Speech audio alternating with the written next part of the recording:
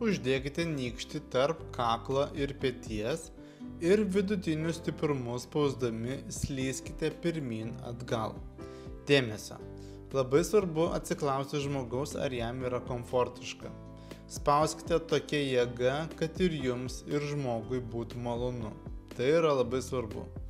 Jums svarbu žinoti, kad ši pečių vieta dažnai būna įsitempusi ir net nestiprus spaudimas gali būti skausmingas. Tad atsiklauskite žmogaus, ar jam yra komfortiška. Ir kaip matote video, šį judesį jūs galite daryti abiejose pozicijose, stovint šonu į žmogų ir stovint prie galvos.